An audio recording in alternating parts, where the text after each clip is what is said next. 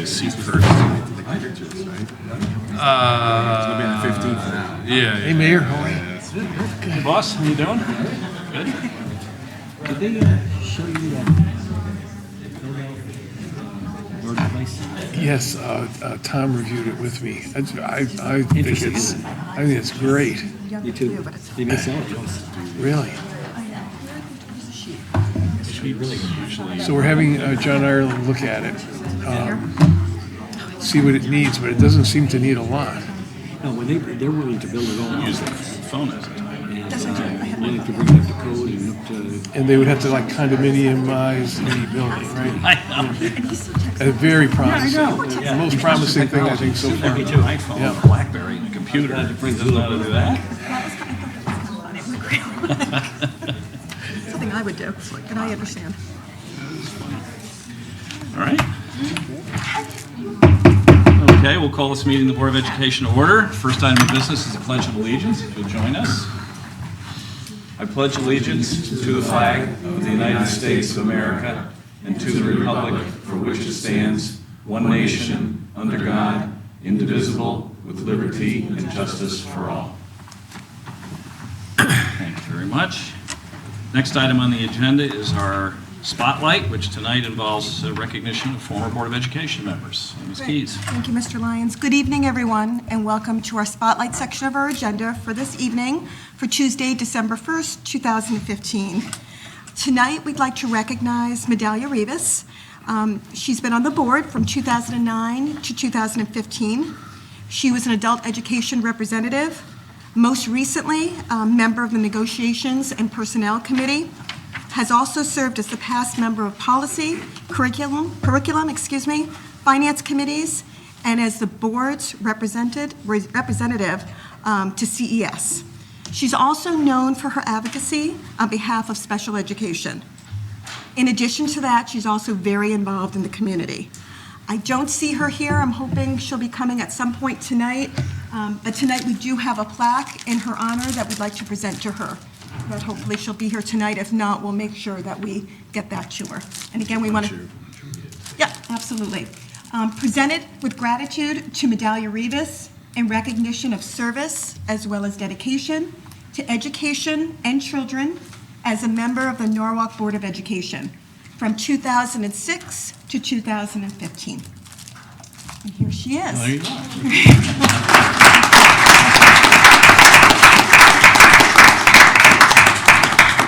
We have a plaque for you that we'd like to present to you. If you can come up, and we'd like to give that to you.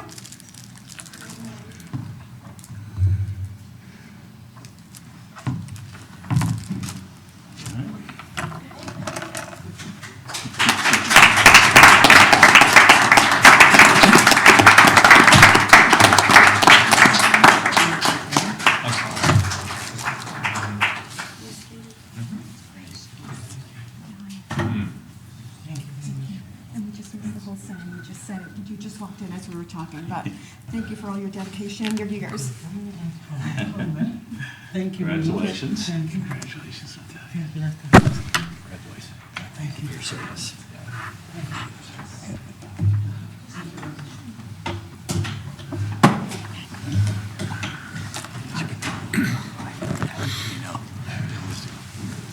I'd like to continue on with Rosa Murray.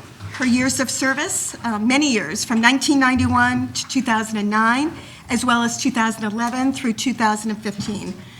Most recently, she was the Finance Committee Chair, two-time Board Chairperson, past member of the Negotiations Committee, longtime volunteer for Norwalk Public Schools. Ms. Murray is also the former president of the Norwalk High PTO, member as well as the PTO Council, co-founder of the African American Parent Outreach at Norwalk High School. Many, many years on the Board of Education. We have a plaque also for Ms. Murray, and I see her right in front of me, which I'd like to read. Presented with gratitude from all of us here on the board to Rosa Murray in recognition of service as well as dedication to education and children as a member of the Norwalk Board of Education from 1991 to 2009, as well as 2011 through 2015. Thank you, Rosa. Can you come on up?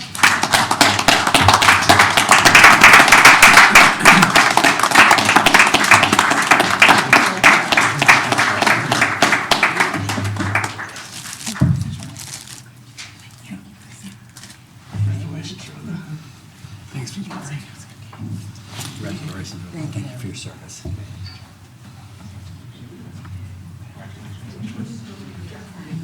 Well, I haven't arranged anything.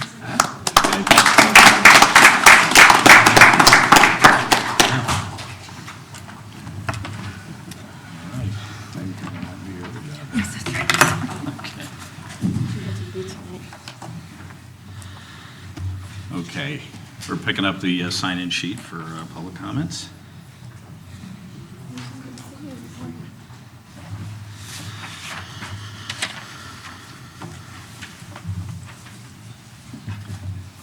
And next item on the agenda is public comments.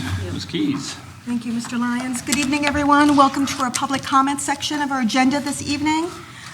The first person that we have signed up is Lori Keegan. Ms. Keegan, if you could state your full name and address for the record, you'll have approximately 3 minutes. I will wave my hand when you have about 30 seconds to wrap up. So you can come on up to the podium.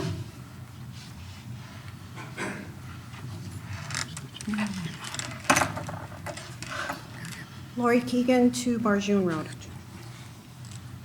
I'm here again to speak to you about bullying and the need for all of us to come together to prevent needless tragedies like the one that happened recently as reported on November 23rd in the edition of the Time magazine. Another child, this one an 11-year-old girl from Fort Collins, Colorado, committed suicide, all because of bullying. The Connecticut legislature has enacted laws mandating that all public school employees in the state of Connecticut receive training in bully prevention and suicide prevention. I have personally spoken with a number of our school district employees this year who have told me they have still not received this training. The Norwalk Public Schools mission statement declares that a safe and secure environment will be secured for everyone. I would expect that it would include training for all staff members in identifying, preventing, and properly responding to threatening behavior, including bullying. I believe it's time that the Norwalk Public School System begins following the laws requiring mandatory anti-bullying training for all school employees. I have been in contact with our state senator, Bob Duff, and the state's attorney office from Stamford and Norwalk, Rich Colangelo. I have also spoken with staff at the State Board of Education in Hartford, and I am willing to take whatever steps are necessary to ensure that this training take place. Thank you. That ends our public comment section for this evening. All right. We'll switch over to the superintendent's report. Dr. Adamowski. Thank you very much, Mr. Chairman. I'm going to ask our 2 principals and Mr. Costanzo to come up. We're going to spend the entire time of my report tonight on high schools. Okay. We have an accreditation report from Norwalk High School to present with some very good news. And then I want to review the schedule for accreditation that occurs this year at Brian McMahon. And then I have an update for you on the status of Briggs Pathways Academy. Frank. Thank you, Dr. Adamowski. Good evening, board members, Mayor Reiling. Tonight's presentation will include 2 components, the NEASC accreditation report for Norwalk High School and the preliminary schedule for the 2016-2017 NEASC report that will be starting at Brian McMahon High School once Norwalk High School finishes. As you all probably know, this is a laborious process that involves initially a school self-study to prepare for the accreditation visit. The principal and his or her committee members spend hours and hours working on a variety of tasks to prepare for the visit for Norwalk High School. This took place over the course of last year, included self-study materials, 37 and a half hours of shadowing, shadowing of 15 different students at Norwalk High School, 64 classroom observation hours, informal observations, tours of Norwalk High School, teacher meetings, group meetings, and the examination of student work. And the culminating accreditation report looks at key indicators of a school's health and success. Among those, which they call teaching and learning standards, include the school's core values and beliefs, learning expectations, everything from curriculum to instruction to assessment of student learning, also culture, climate, leadership, and resources. So it's an all-encompassing report. I'm going to ask that Mr. Roberts come up first and take us through a series of PowerPoint slides that will talk about the commendations and recommendations provided by the report. So the board has had a copy of the report.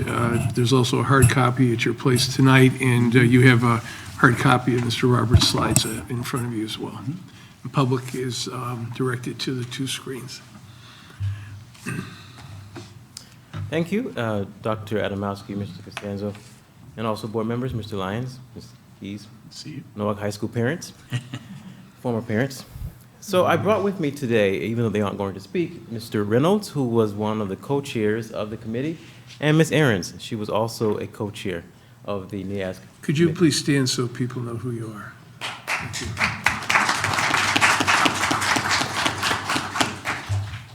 So what I'm going to do is basically talk about the 7 standards and also what the commendations were and what the recommendations are for how we can proceed.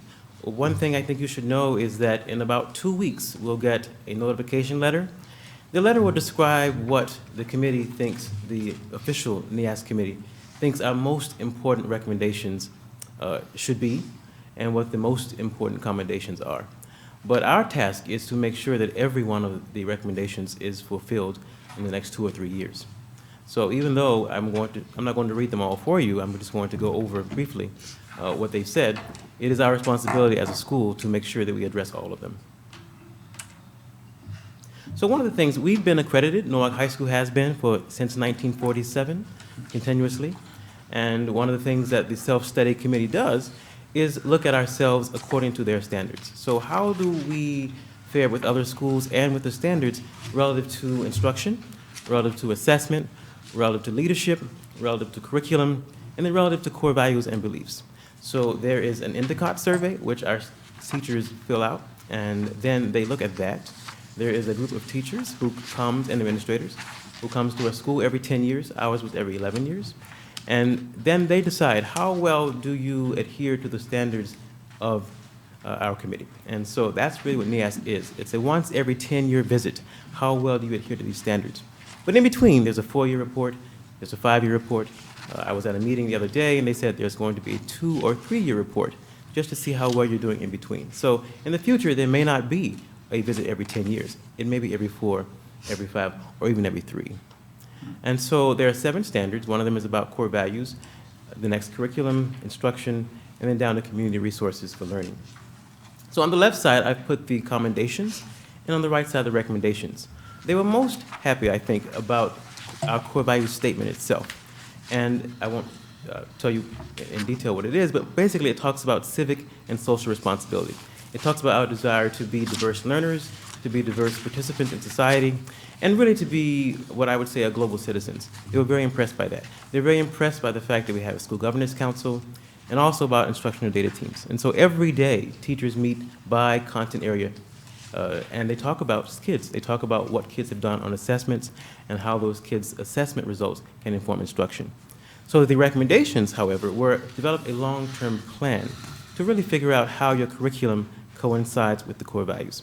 So if our values are about civic responsibility, and if our values are about diversity, and if our values are about respect and understanding and appreciating diversity and respect, then is your curriculum in line with that? And so what they're asking is, can you develop something more long-term as a school that would make sure that whatever your values are, it's reflected in your curriculum? Now, our second is curriculum. They were very impressed with the fact that we have updated curricula in English, in civics, in world history, in introduction in physical science, but they also had recommendations. There is also a health department, and a business department, and an art department, and a music department, and those curricula are equally as important. And so really the gist of that commendation was you're doing a great job in some areas, but there are more than just those few areas. And so I think the whole idea of co-curricular is becoming a thing of the past. It's all the curriculum. It's not the core academics and the rest are extra. They're all the same in terms of the importance we place on them. And so they were very impressed by that, and the recommendation was that we continue to revise curriculum. We have a template that was developed last year, or maybe 2 years ago. It's called the Rigorous Curriculum Design they were using. They want us to make sure we use that for all our disciplines. They also were impressed with our ideas about differentiation and how we reach all kids in every classroom. And so one of the last recommendations is expand cross-curricular initiatives. And so when you go into an English classroom or into a social studies classroom or into a science classroom or into a math classroom, they aren't discrete subjects anymore. Kids have to learn all things at once. And so you go into an English class and you're talking about ways of writing. And you go into a science class and you talk about ways of building an argument. And then you go into a math class and talk about reading word problems to create a solution to a problem. And so the fluidity, I think, of the instruction is what they were really addressing. How can you make sure that's a part of all you do in your curriculum? They also wanted to make sure that we are addressing 21st century learning expectations. And so what does the kid need in the next century? Does he or she need to be able to communicate across the world? As I mentioned at the very beginning, being a global citizen is where we're moving in the next phase of our curriculum. Instruction. They were very impressed with our IDTs. They were very impressed with the variety of ways teachers teach. They were very impressed with the pedagogy teachers were using in the classrooms they visited. And they were very impressed with the ways students showed they knew what they were being taught. But they did have recommendations, and that is that teachers go much more deeply. So instead of really talking about comprehension and application, they want to know, how do kids really feel about what they're learning? Is there any empathy? Is there any synthesis? Is there any evaluation? And so just as teachers approach instruction, not just did I teach it or did I say it, but did you get it? And how well can you tell me you got it, and how many different ways? And they also were really impressed, I think, with the ways in which teachers collaborate with each other. So as I mentioned before, we have IDTs, and they're by department. One of the recommendations is perhaps we can go across departments, and even vertically, which I'll talk about in just a moment.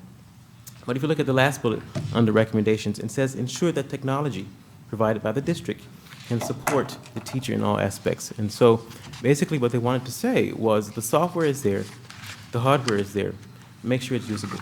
Make sure the interactive whiteboards that we have here are usable. And as you know, Norwalk High School is a fortress, and we were the last school to be wired, and I think the only people who can get service are kids in the building.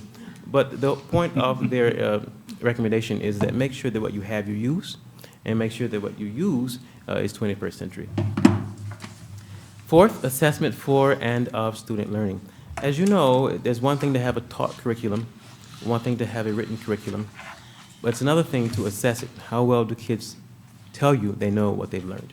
And so they were very excited, once again, with our IDTs, very excited with the fact that they give feedback to students. But the recommendation was make it more formative. So instead of the olden days of a post-assessment or a chapter test or a quiz at the end of the chapter, are you assessing the kid every time you teach something different? How do you know they know it? Over and over and over again. And then one of the things we tried this year and last year and the year before was rubrics. So every department chose 2 rubrics, and they really focused on one. And so by the time the kid leaves Norwalk High School, they will have shown demonstrated proficiency in every rubric by having taken every subject. And so their idea was, you have rubrics, but make sure they're being used with fidelity. And so I think the recommendation there is, if you go to English classrooms or science classrooms or social studies classrooms, not only does the teacher know what kids should know, but they should know what they learned. A lot of times you ask students what they learned, and they'll tell you, oh, I learned about frogs, or I learned about how to write an essay. But can they apply that to something greater? Can they use that as an argument when trying to pay a bill? Can they use that when trying to get a bank loan? Does what they're learning have anything to do with post-secondary instruction, post-secondary life? So the assessment, just to go back to the point, is about whether or not they know as a teacher, and whether or not the kid knows what he's learned and can say it. The fifth is about school culture and leadership. They were quite impressed with, really, our student cohesiveness. They were very impressed with the fact that kids really cared about each other.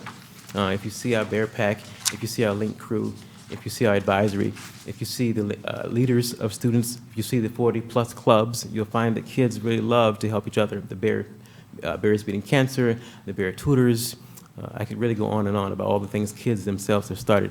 The internship with which your daughter actually started, Mr. Lyons, all started by students that we are now growing. It went from 13 to 36, and this year we expect at least 100 kids to participate. So they're very impressed with the ways that I've given to house masters and students the autonomy to create new programs. They did say that there used to be a principal's advisory committee, there used to be a faculty council, before there was a school governance council. And so they were trying to figure out ways for teachers to have more voice in the school as it relates to budget, as it relates to decisions that I make, as it relates to decisions that the house masters make. They also want us to look at class size, bell schedules and times, which we're looking at next year at both high schools in terms of at all 3 high schools in terms of our block schedule. And they also wanted to sustain a culture of cohesiveness. I mean, it's there in pockets, but I think it could be strengthened vertically. So not just from me to the house master or the house master to the department head chair, but from me down and then back up. And so they were figuring out ways that more people could have more of a voice in the school leadership. But they were very complimentary of our school governance council, very complimentary of our clubs, very complimentary of the cohesiveness that seems to permeate the school. 6 was about resources. And so as you know, the board has spent a lot of money buying resources, whether they're tangible resources, whether they are resources of internet connectivity or even access. And so they were appreciative of that. But they did say that the library, for example, should be a learning commons. They did say that each classroom may have a projector or an overhead projector and a computer, as I said before, but does it work? We may have access to a lot of internet-based websites, but who is really teaching those students how to cite a source appropriately? Who is really teaching those students what is and is not appropriate as a source? And so some of that, I think, came out here. Counseling. They did mention that we do have an adequate number of counselees to counselors, but we can always use more. We can use additional social workers, we can use additional psychologists. The students' needs that come to us each year are heavier. They're more grave, I would say, in the last 20 so years that I've been working in education. We find that kids come to school with more kinds of things that you wouldn't expect. And so they're saying our resources have to be more robust. And then again, as I mentioned before, technology. They want to make sure that what we have in the classroom actually works. And I think Mr. Valenzizi mentioned the other day that there will be an on-site person just for the technology hardware in each of our buildings, at least the high schools. And so from that perspective, some of the things that were problems before won't be problems now. I know we hired tech coaches last year, and I think that part of their role would change. And so it's not so much fixing a keyboard, but talking about how to use technology for the next phase. And then 7, community resources. They were complimentary of Power School. As you know, for a long time, if parents wanted to know how a kid was doing, you just waited to hear from a teacher or not. And so what they're saying in this particular standard is we like the fact that you have a way of showing parents immediately and students how they're doing. They like the fact that we have a NECA, a Norwalk Early College Academy, as you know, which we started last year. And they like the fact that you spent $40 million a few years ago to renovate Norwalk High School. They do like the fact that we have Chromebooks. All of our desktop labs were updated within the last 2 years: English, social studies, science, math, and I think maybe this week or next week, Art Resource Center will be updated as well. However, they did say there are some structural issues at Norwalk High. There are just some physical facilities issues that need to be addressed, which I've been working with Mr. Hodel and Mr. Costanzo on since he's been here as well. So I think their main point for this was there are some physical needs that we do have, and they'd like to see those addressed, as you also may know. But the most important takeaway, I think, from all 7 standards was that we are moving in a very positive direction, that when they think about curriculum, they do find that there are more kids in AP classes, there are more kids doing well in AP classes, the traditional tracking has been broken in many ways. We used to have 5 tracks, now we only have 4. But the issue, though, is that there aren't the barriers. We got rid of all the prerequisites a few years ago. They think that the kids who come to school like coming to school. They like staying at school. There are maybe as many kids there now as there were at 2 o'clock. Or maybe not now. But there may be as many kids who stay after for something that benefits them as they are during the school day. They like the fact that we do have resources and we're getting better, but they want to make sure they're sustainable. And so as a whole, I think that the recommendations, some of them we have already done. We've already put in place a school governance council. We've already put in place having a tech coach. We've already put in place a different way of revising curriculum. we are sustaining our IDTs in a different way this year. So I think the takeaway for me and for our team is that there are a lot of things we're already starting that they want to see continued. And so in 2 weeks or so, I'll get a letter saying Norwalk High's official accreditation status is this, which I'll then share with you. So I don't really have any concerns about what it will say, because this is what they have said to me. Questions? How do you see the block scheduling next year fitting into the whole plan for the school? It seems like a major change should have, particularly for instructional techniques, should be significant. Did the NEASC people spend a lot of time on that? Are they aware of how big of a change that is? Only in the sense that they wanted us to consider how, wow, that's different. Hey, Ralph, what happened? I do like the blue, though. Just a blue screen. Only in the sense that they wanted us to Loose consider wire. how having more time will make an impact on student learning. The real gist of it, though, is that you can have 2 hours, but if you don't change the way you teach, it won't make a difference. And so we've had a PD or PL plan this entire year with the Center for Secondary School Redesign and also the Center for Educational, CES out of Trumbull, where they've come in and they've worked with our teachers, and we're going to work with them again in March about how to change and teach differently in the block. And so really, I think that their recommendation was you need more time because that's what we need more of. More time, more resources, more money, more curriculum. But how are you going to present that? Because you could just spend the first 30 minutes teaching and then hand out homework. That's more time, but you haven't done anything different. And so I think their point is, if anything, it's a good thing to go to more time, but how do you train teachers how to use it most effectively? Okay, thank you. Yes. Any questions? Yes. If I could just piggyback on Mr. Lyons' question or concern about blocked scheduling, which I think is a great idea, but some of the concerns I've spoken to with some students, there's some angst, about having that, and I'm sure with some of the teachers, but I think the training obviously will be helpful, but how can we relieve some of that prior to going in? 2 days so far in our schedule, we're going to do a practice block. Great. I mean, technically, Norwalk High School every day has a long block. The 5th block of every day is an hour. Depending on whether you have first lunch, you have an hour, and then you have third lunch, you have an hour, or you break it up. So technically, for the last 12 years, we've been having a long block anyway, which we just didn't see as 90 minutes, but 60 minutes. But we have some training dates built in so that we can all practice it as a school.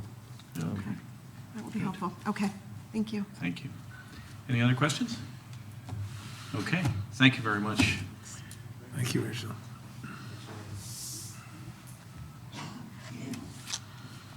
Okay, and Suzanne Korschetz, principal at Brian McMahon High School, will go over the schedule for the NEASC accreditation that is coming. Thank you. Well, I wish I was Reginald tonight, so I'd be done. That's not the case. So what I'm passing out is a sample schedule, which is given to us. We go for everybody who has a meeting, has a visit this coming year, meets with representatives from NEASC. We met with them last month. So this, you can see, this will give you kind of details with the information that Mr. Costanzo told you about all the things they looked at while they were at Norwalk High School. It outlines the number of students that they follow, the number of work that they have. Kind of an overview. What NEASC comes to do is they look, and Reginald went through a lot of this already, is that they're looking at sources of evidence to see if, in fact, how you've done on the 7 standards that Reginald outlined. But they also have a rubric that changes every year, because as year schools that are evaluated in 2015 have a different rubric that you meet for 2016 as you rate yourself on these different categories. So they look at a self-study. They're going to meet with a wide range of constituents, and this is where you are going to come be a very big part of this, especially on the Sunday when they arrive. They shadow students, they look at student work, they look at the facility, and then they talk against those 7 standards. The committee has to come to an agreement on how they feel against those standards, and then they look at the recommendations and combinations of those. They have to verify by 3 sources of things that they see that happens during a visit. I think one of the most important pieces is, to understand a NASC evaluation, to put in education terms, it really is a formative assessment, not a summative assessment. So it's where do you stand in a range of school improvement, and how are you going to continue to get there? And it really is just a snapshot in time. The fact that Norwalk High School has already done some of those recommendations is because I know they did a good job in their self-study. They know what they need to do better than anyone else. So you continue to make those improvements as you work towards excellence. So here's where you guys really come in, are very important to the process at McMahon. So the visiting team arrives on Sunday. They get to the hotel around 10 o'clock. They do some preliminary work with their chairs. And then we kind of introduce them to McMahon and what we're all about at a panel presentation from 1 o'clock to 2 o'clock. At 2:15, there's a break, and there's concurrent meetings at that time where the chair of the visiting committee comes, and they meet with the school board with 6 other members, and the co-chair and the remaining members will meet with parents. From 4:15 to 5:15, there's a welcoming reception. This is really the most important part for board members, where we drag in a lot of central office people throughout the time, but I invite you, and I would love for you to come from 1 o'clock to 5:15. Hopefully it's a gloomy Sunday and you'll be happy to be at McMahon. But at a minimum, I am really asking if you could please be available from the 2:15 to 3 o'clock slot. But then clearly, if you can stay for the panel presentation or the welcoming reception, we'd love to have you all. We did that at Norwalk High, and I'm sure we'll find the time to make sure we get it for Brian McMahon. Thank you, Mr. Lyons. Just so you can see what after that, the board's work is done as far as this goes. We certainly will. We'll work it out with Dr. Adamowski, if it works to come to a working board meeting where we can take you through our report and maybe gives you some frequently asked questions so you'll know what kind of things that they ask board members at these things. These people, they're nice people. They're representatives. They're people from schools all across New England. They're principals, they're teachers, they're department chairs. So they're just looking for information that you know more than they do, so you're going to do fine on the questions. We'll kind of give you some FAQs so you'll feel in a good place when they come. On Monday, the whole detailed schedule is there, but the key takeaways for the central office pieces on that first full day from 9:30 to 11, there's small group meetings. So you can see that the visiting team will meet with central office staff, from the superintendent, the assistant superintendent, special services directors, and other central office personnel. 10:15 to 11 is other district administration. This piece is they're really looking for what's the articulation between sending schools, what's the articulation between the curriculum, and then the last piece is really they want to look at the building. Is the building in really good shape? Again, there's lots of other things, so if you want to get an idea of the other activities, you have the sample school schedule. It will vary somewhat once we talk to the chair, but not a lot. Like the Sunday times are pretty, definitely the dates are set, the times can vary a little bit. The second day, there is on Tuesday, the second full day. Oops, sorry, we did it at the same time. This is where the chair of the NEAS committee will meet with Dr. Adamowski to kind of give him a heads up on how things are going. This is where hopefully he's telling him he's seeing good things at McMahon. I'm sure he will. But this is where they kind of have an opportunity to talk offline about any challenges or questions either group may have for each other. The final day, you'll see in the detailed schedule, they're still doing a lot of their work. But at 2:30, they will meet with the school community. So that means professional staff, school system personnel, local governing body, the committee. They'll give an overview of the key findings, and this really will vary greatly chair to chair. I know at some schools, the chair will come and really talk a lot about some of the commendations or recommendations, and others they kind of just get up and say, thank you, we've enjoyed our 3 days in Norwalk, Connecticut, and we'll see you in 10 years, but you'll be sending us reports throughout. So that's really open to what the chair wants to do on that day. Again, it's not a question and answer session. They won't, my teachers won't have an opportunity to ask questions of the visiting committee. And it is private. It's not open to the public or press. So this talks a little bit about NEASC. Just to say that they're an accrediting body that was founded in 1885. Why they come, as Reginald said, they come every 10 years to do an official visit. We really haven't done reports for NEASC. We do a 2-year report, a 3-year report, a 5-year report. We've done substantive change reports because you kind of have to give them a heads up if things have changed drastically in your school from year to year. We've been working on our self-study at McMahon for almost 2.5 years because we spread out our work so that in fact I could keep doing PD on PD days and those things, we could keep running the school. So it's been a long process, but I think a good one. It really is one about planning for excellence and self-reflection against really important standards for what's built in for really good school improvement. So I'm happy to answer any questions about where we are in the process at this moment. Mr. Mayor. You indicated that you have to send reports in periodically once they leave. What do those reports contain? Okay, so what'll happen is as you get that list of recommendations that they're going to want to, they don't want to wait for 10 years to figure out if you've worked on any of those. So at the 2-year mark, they're going to ask you for where you stand on those, and you have to give them evidence that, and some may not have begun, but they give you clear guidelines that they expect by the 2-year mark, 50% of them will have been made, another 30% will be close to being finished, and maybe only 20% not started. Then they ask for another 5-year report because they want to see that your work is done as you're starting to gear up for the next self-study. So they're more than recommendations, they're kind of mandates. Yeah, they're pretty serious about their recommendations.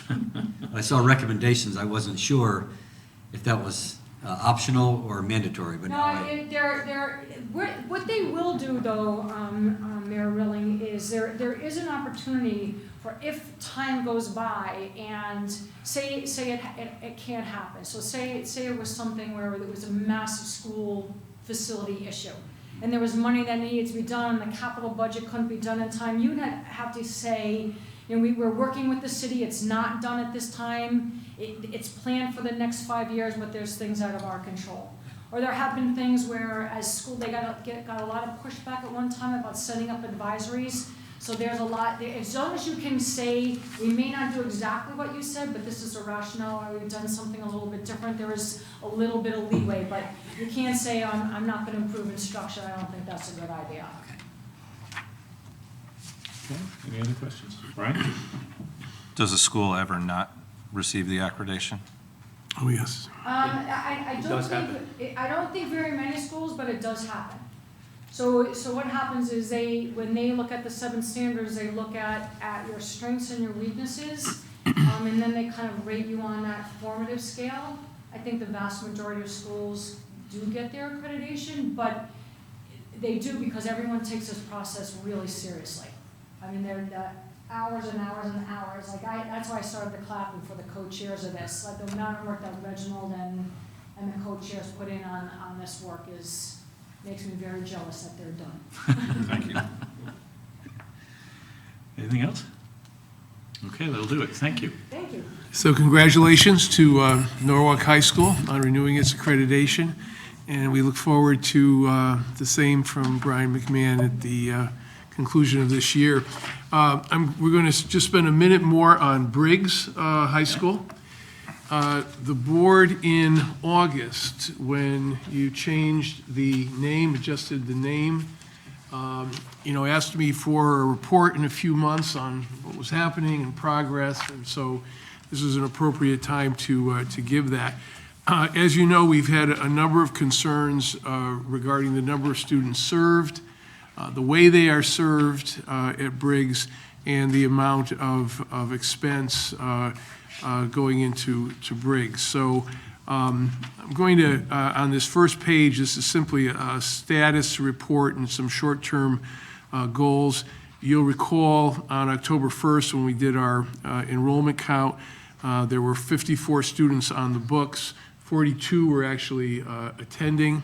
At this point today, we have 65 students actually attending, and enrollment for the second semester, the goal and the expectation is to be at or near 100 students, which your facilities study will suggest is the capacity of the building.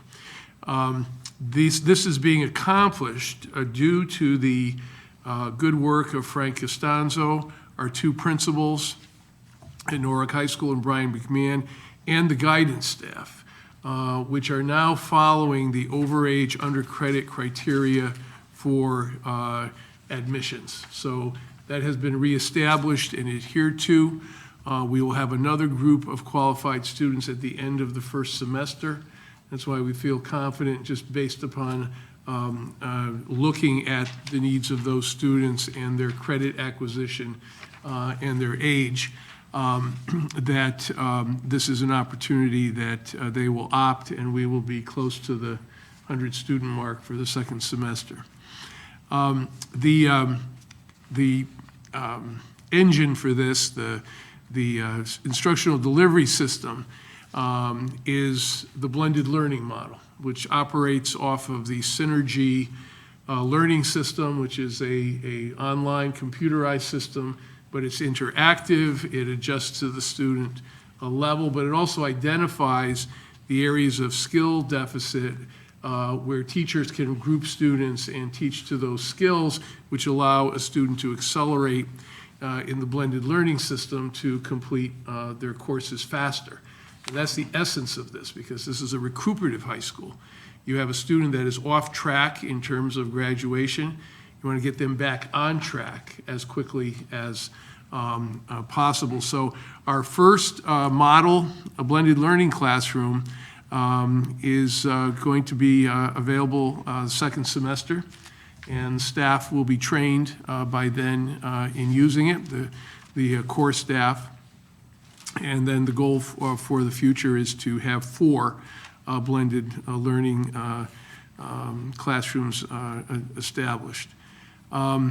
We will have a sustainable budget allocated in February of 2016. We will be using a student-based budget in which money will follow the child from Norwalk High School or McMahon to Briggs. And I should say a word about the pathways. In your presentation in August, these 3 pathways were talked about. And they, at the current time, they are really not pathways, they are electives. A pathway is a grouping of related electives, right? So, for example, as we work on our graduation requirements and increasing them from 20 to 26, 5 of those are electives and 1 is a capstone. But the electives have to be related to one another, so the student can do a capstone that is related to the content of the electives, the elective courses that they took. So these individual unrelated electives for the future of high schools are really out. You really can't do them with Connecticut's new graduation requirements because of the capstone requirement. These pathways become critical, and they are sets of related electives. Now, of the 3 courses that were tried this semester, the public service one, which includes police, fire, and EMT, has, according to the staff and principal, been the most effective and successful. And it may very well be that Briggs would concentrate on that pathway. And this would, in fact, be a pathway that other students from Norwalk High School or Brian McMahon could take advantage of as well. And they, of course, would be offering other pathways. And we've discussed some of this during the retreat in terms of having, some pathways that were more oriented toward 2-year colleges and career, others that are more oriented toward 4-year and so on. So the other short-term goal is to get every student on a personalized graduation plan and in a personalized learning environment. We have a tool for this in Naviance.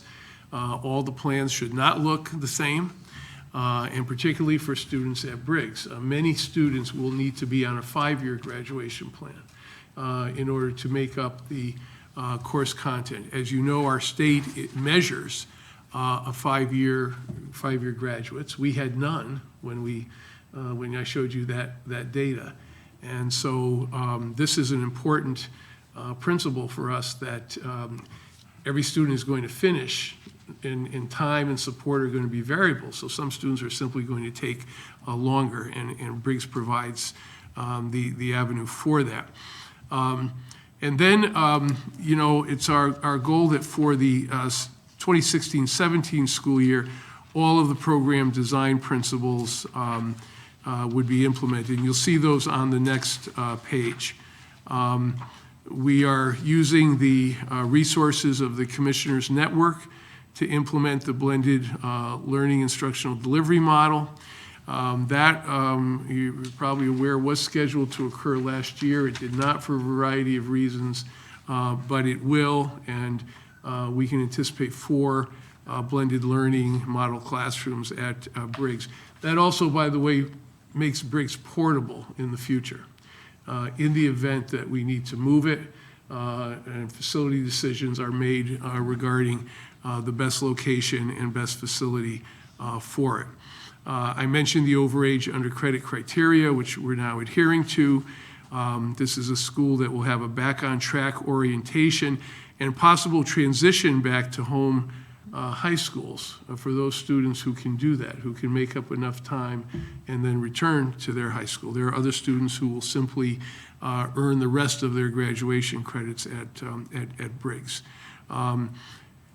Mentioned graduation from, or number 4 deals with graduation from the school of origin in 4 or 5 years. This is particularly important, and I think our presentations tonight highlight this. Briggs is not an accredited high school.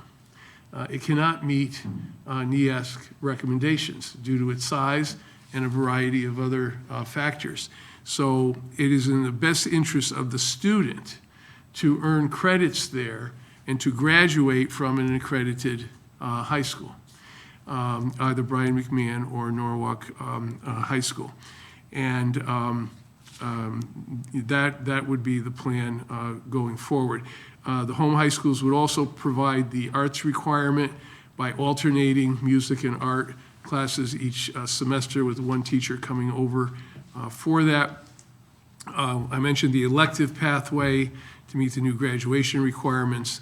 The recuperative high schools that exist in Connecticut and other parts of the nation are also flexibly scheduled. Most often they are open between 9 and 5 and have evening hours as well. We simply have some students who cannot meet that early first period class at their high school. They just can't get there for a variety of reasons. We have students who are parents who need to be on a flexible schedule. We have students who have to work that need the flexibility of a schedule. The idea here is you're doing as many courses and you're earning as many credits as possible. Again, a flexible schedule, time in the evening is important to this. We will also be offering some limited course offerings available beginning in the summer of 16. Most of these schools are year-round. We're not in a position to have this be year-round yet from a financial standpoint, but we can offer some courses in the summer. Most of these students, because they are overage undercredited, will have already had PE in their home high school during the freshman year, but if that's not the case, they would have PE at the home high school. Again, we're planning for 100 students times the high school per student allocation, which we think is about $1 million next year. In addition, the school would receive a half of a CSID and summer courses funded by the Alliance grant. The special education ELL services will be provided centrally next year, as they will at all schools. We will have a new arrangement with the City of Norwalk Youth Services Department for counseling for those students that need it. This is a wonderful service from very highly qualified counselors that we have not been taking advantage of in the past. but we will have a partnership with them. Initially, they can take 10 students, depending upon need, and then we'll work from there. And then I think it's also important to point out that there is a possibility that this at some point could become a regional program, and we could accept students from other communities on a tuition basis if that was needed. But right now, we're focused on making Briggs work, make it work for the students who go there so that they have an effective path to graduation, making up credit, getting back on track. So that's the status report. All right. Thank you, very much. Mr. Chairman. Thank you very much, Dr. Adamowski. Any questions? Yes, Eric. One question on item 6 on the first page, the personalized learning environment and student graduation plans. Who would be implementing those and kind of overseeing the follow-through for each student? Yeah, so that's a guidance function. We have this system called Naviance. It actually begins in middle school. But it is supposed to chart out the path that the student will take to graduation. So if you're a student that is overage undercredited, your plan should reflect that. And it should reflect an estimate of the amount of time that you will need to spend in school, when you would graduate, what pathway will you be taking, so that you have a clear idea of what your capstone graduation requirement would be. We have a ways to go in this in general at all schools. A lot of our plans look remarkably the same.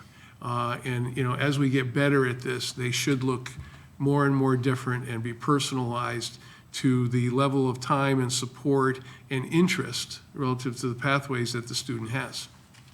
So it's almost like there would be an IEP for every student at some point down the road is almost an ideal vision. You can look at that from the course, from a program standpoint, yes. Fantastic, thank you. Yep. Okay. All right, we will now move on to the action section of the agenda. The first item on the agenda under actions is consent calendar. Tonight's consent calendar is section 2A, approval of personnel, 2B, approval of budget transfer, and 2C, 1 and 2, approval of trips to Norwalk High School and Rhoden Middle School. Chair would entertain a motion to approve the consent calendar. So moved, Mr. Chair. Moved. Second. All right, any discussion? Hearing none. Oh, I'm sorry, go ahead. Yes. Dr. Adamowski, I know that we've spoken about this before in regards to Nature's Classroom, and I know it's the 2 days, the 6th through 8th, which has already been assigned, and that's happening, but I know for the future, we were looking at making sure that we had continuity and consistency with all of our middle schools to make sure that they could take full advantage of Nature's Classroom for 5 days. Yes, we're looking at a beginning next year. We're looking at which has to be booked a year in Absolutely, advance, yes, as you know. I realize that. We're looking at a 5-day experience for all middle schoolers as a part of their science program. Right, so important, thank you. Okay. Any other questions, discussion? Hearing none, we'll proceed to vote. All in favor of adopting the consent calendar, please indicate. And that is unanimous, thank you. 2. Next item on the agenda is approval of the appointment of Patricia M. Foley as Director of School Improvement. Dr. Adamowski, why don't you bring us up to speed on this one? Well, this is the result of a structuring, I won't say restructuring because this is the first time, but of the Chief of School Operations Office that includes school climate, school security, and most importantly, school improvement. You'll note from the description of duties that was established earlier in the year that this is the position that will have primary responsibility for the intervention, for intervention in our lowest performing schools. You're aware from the discussions around theory of action on the retreat that our managed performance empowerment theory of action will enable schools that are doing well and are improving to have a higher level of autonomy. But we will also have a district responsibility to intervene in and create a district-led improvement in the lowest performing schools. And that's a primary responsibility of this position. Probably the next most important responsibility is the development of our 4 our current three intra-district magnet schools to create robust and better choices for parents, and then to also shepherd the development of a fourth school of choice. And you'll see that there are some other duties in the description, but basically what we were looking for here is a turnaround specialist, someone who's had experience at some scale in improving low-performing schools. Okay. I noticed that Ms. Foley's current title is Education Consultant Turnaround Specialist for the state. So She you is. found somebody with the exact background that you were looking for. I know Ms. Foley has a very solid resume. She's got her master's in 6th year.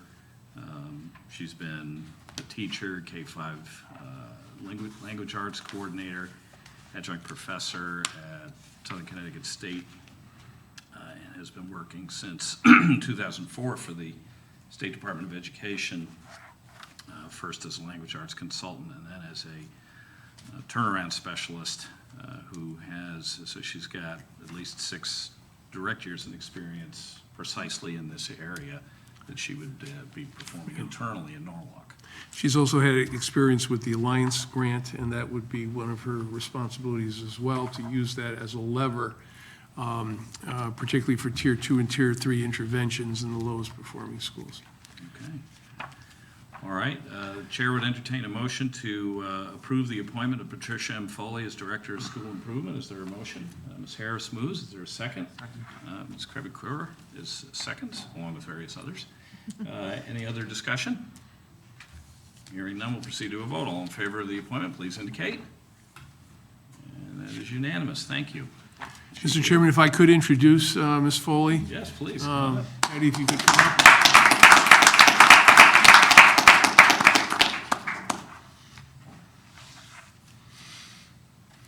She's been to Norwalk many times, but I think this is her first board meeting. Yes, well, thank you very much for having me. I'm very, very excited about the opportunity to work with Norwalk and with such a great staff here. I hope that I can bring the experiences from the department in the turnaround office to Norwalk, and it'll be very exciting, and I'm really looking forward to it. So thank you very much. Appreciate it. You're welcome. All right.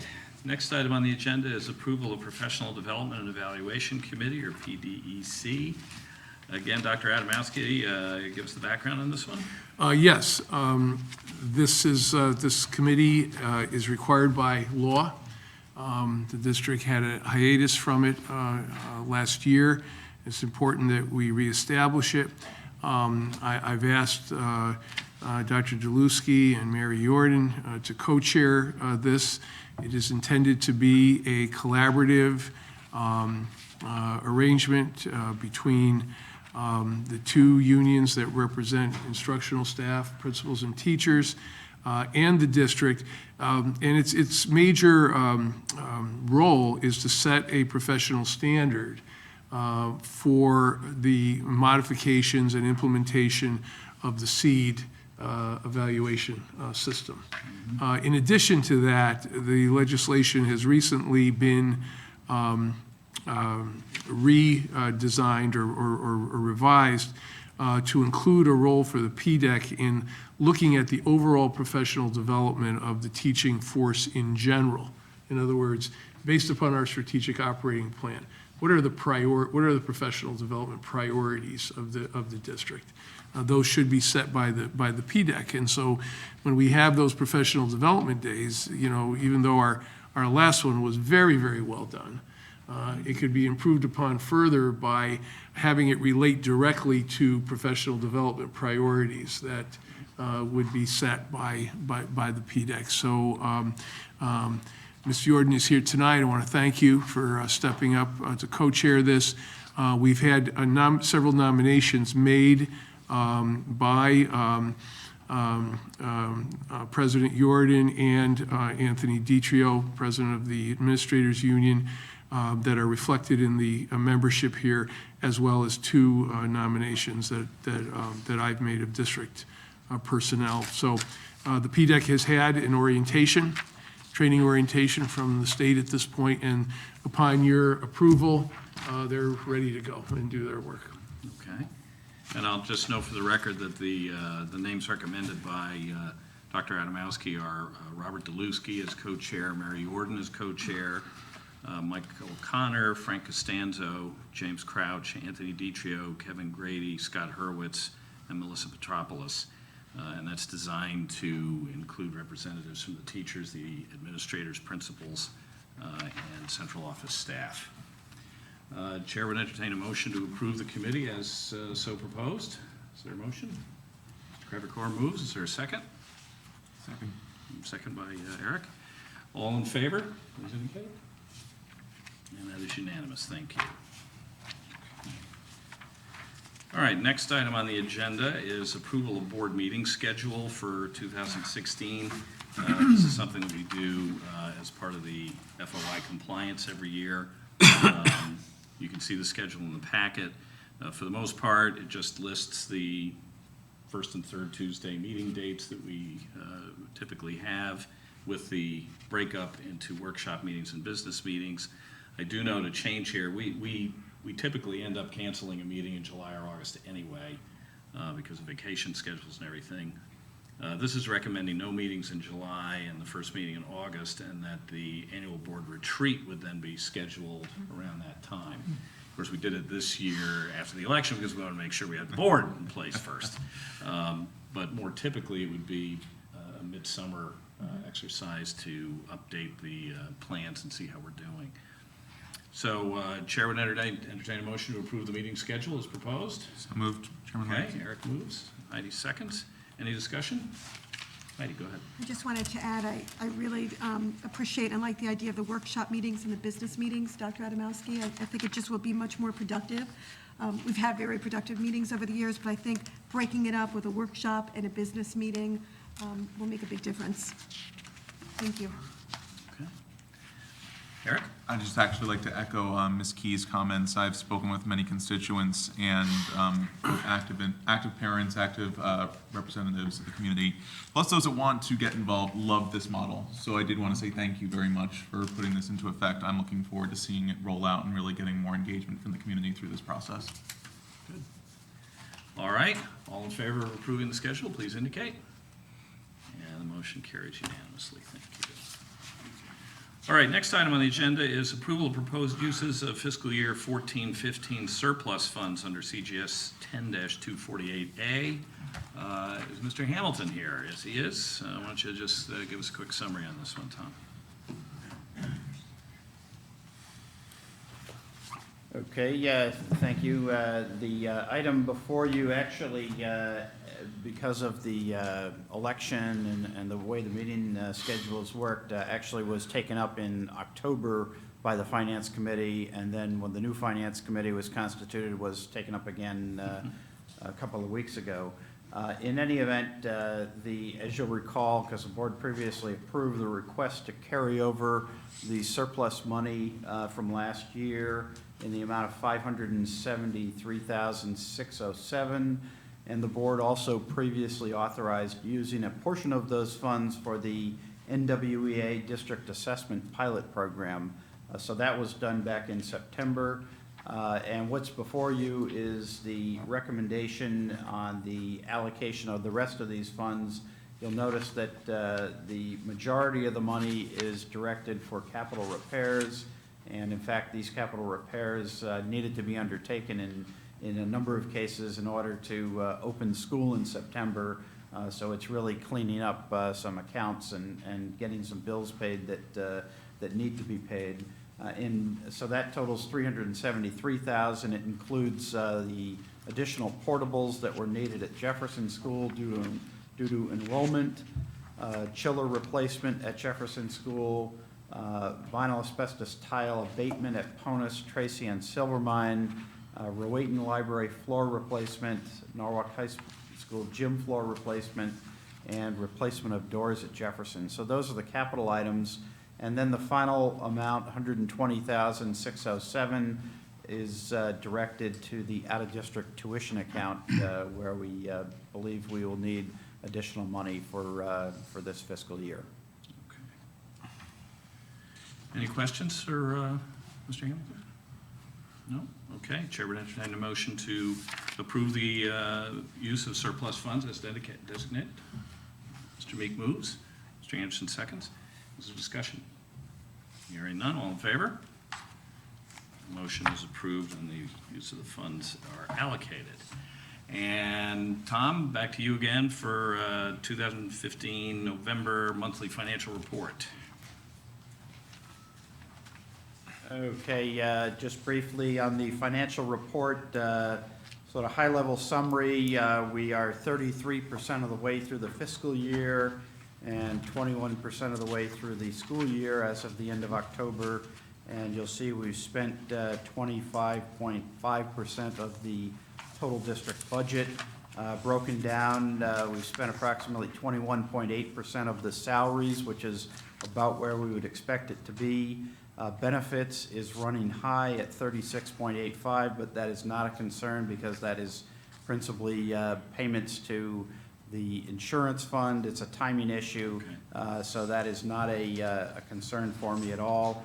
The other areas, as you can see, are running generally between 25 to 30%. The area that I have some considerable concern over, which I have expressed or talked with the Finance Committee about at the last meeting, was in the special education area, both for out-of-district tuition and for professional services, particularly for what are known as ABA therapists, as well as other professional services. So those two accounts are the accounts that we're monitoring closely at this point, and do anticipate that we will need to devise a plan to address a projected shortfall there.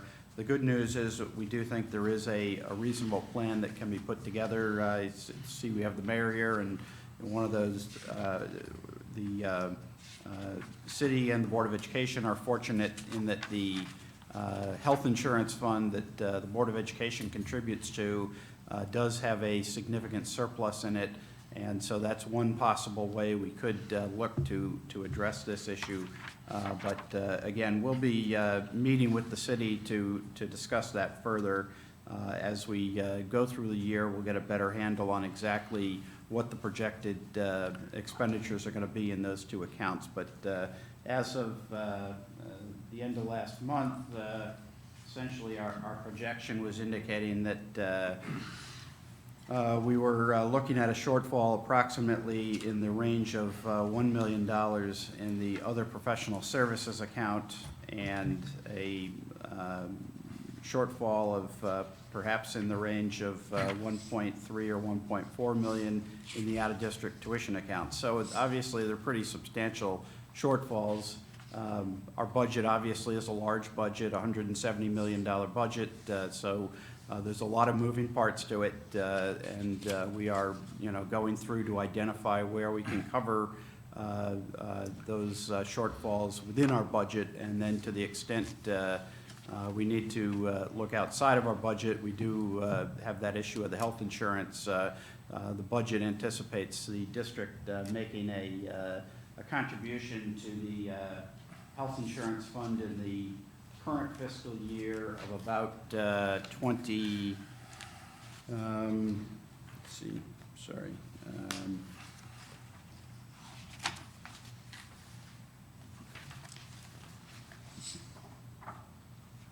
Current fiscal year, about $26.6 million.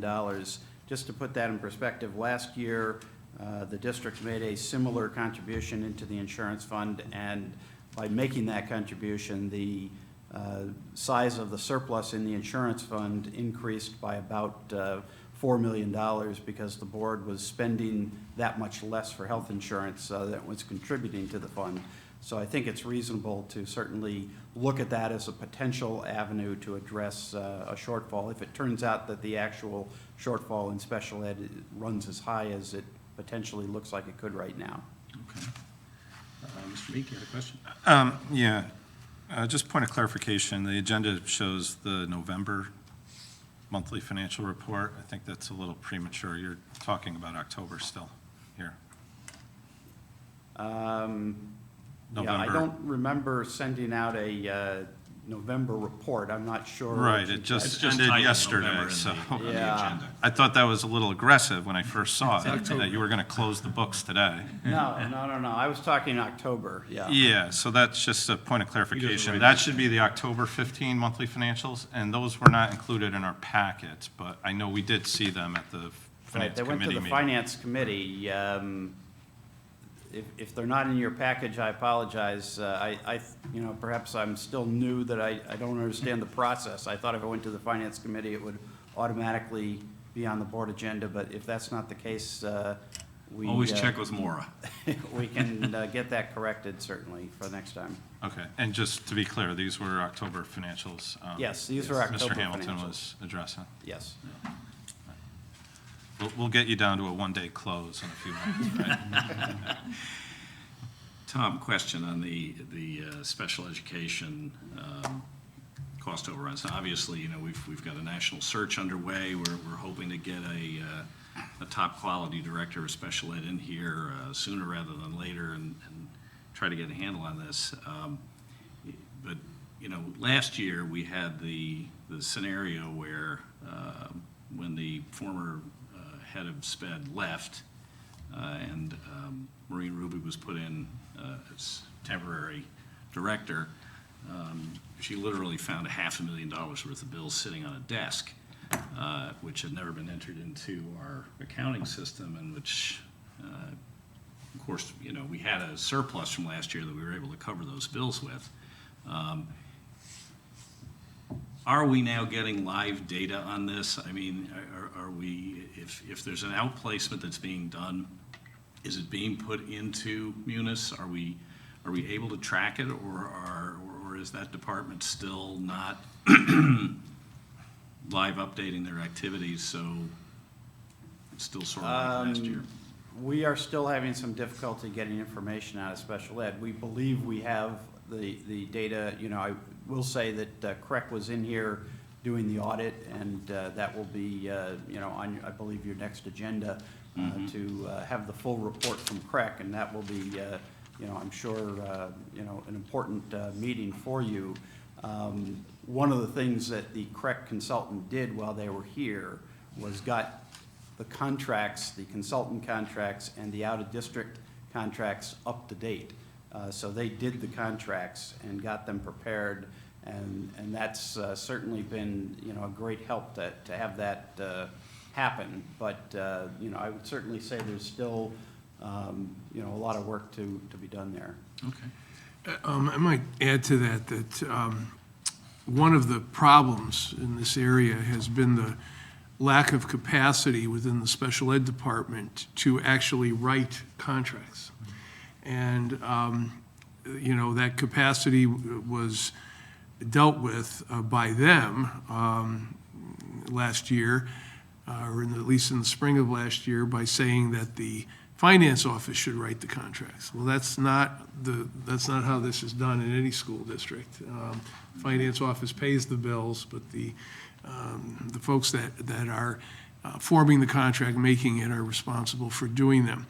To improve that capacity, we have made a shift in the support staff in special ed, and we are in the process of hiring an assistant for the new chief, who is also a paralegal, and that will be one of their responsibilities to do the contracts. So once we have that capacity, this should go much smoother. But again, this just hasn't been organized in a way that, you know, that would follow a system and a stable process. And so everything is management by exception. So we have a long way to go. You will see that manifest in the CREC audit, but I think increasingly we have good information on what needs to be done and how to do it. Okay, thank you. Thanks, Tom. All right, committee representative reports. The only committee that's met so far is finance, so what's your report, Mr. I'll just talk briefly. I won't go into any of the details Tom laid out. Just in terms of logistics, historically, this committee met on the second Wednesday of the month. We're looking to change that depending on how the other committees lay out and what their needs are, just to accommodate some schedules of the team. As well, we would probably look to forego the December 9th meeting that we would ordinarily have, just based on where the team is with the budget process. We probably don't see a need to meet, and I'm lending that open to Tom before Friday. If you feel the need to meet, we can, but I don't foresee that we will before we have more of the major issues laid out on the budget.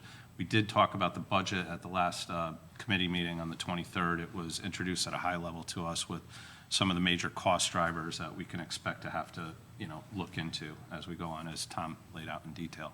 So that's the report for now. Thanks. Okay, thank you. Board member announcements, which for new board members can be pretty much anything you want to talk about that has something to do with the Norwalk schools. People talk about high school plays that they've attended, or new developments or suggestions or whatever. So I'll start over on this side. Any comments? None for me. Okay. Yeah, we were all invited to the McMahon Norwalk High game on Thanksgiving, and it was a nice ceremony preceding the game. Mr. Anderson and Mr. Barbas and Mr. Kasimis were there to participate in the opening ceremonies. It was very well done, and I heard a very good game for Norwalk High. Yes. I had to leave. It's a Norwalk High alumnus. I was pleased to see the results, right? Thank you. Okay. Anything? Okay. One last bit of business here. Approval of minutes, October 20, 2015. Chair would entertain a motion to approve the minutes. Ms. Harris moves. Is there a second? Second. Second. Any changes or corrections? I didn't see any myself. All right, hearing none, we'll proceed to a vote. All in favor of approving the minutes as submitted, please indicate. 1, 2, 3, 4. 1, 2, 3, 4, 5. Abstention. And 1 abstention. Okay. So 6, 0, and 1, they're approved. Executive session, this is information, not documents. I'll explain why that says that. Okay, and then the second set of minutes is November 17, 2015. Is there a motion to approve? So moved. Eric moves. Is there a second? Sherelle seconds. Any discussion or changes? Again, I had none myself.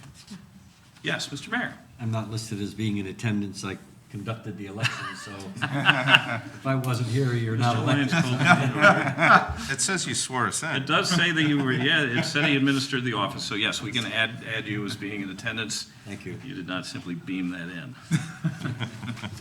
All right, all in favor of approving the minutes, please indicate. And that is unanimous, thank you. All right, Chair would now entertain a motion to go into executive session for 2 purposes. 1, discussion and possible action concerning 2015 retirement incentive, and 2, B, review attorney-client privilege documents. Is there such a motion? Ms. Harris moves. Is there a second? Eric seconds. All in favor? And it's unanimous.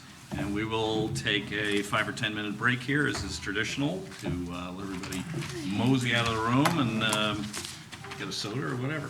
I've got to head to Greenwich, so. Okay. I'll see you later. All right. Take care. Thanks, Doc. Great. So, See you, Mayor, thank you. I guess meeting rather soon on some of these Yes, things. yes. The sooner the better. And Okay. Also, St. Philip seems to be promising as well.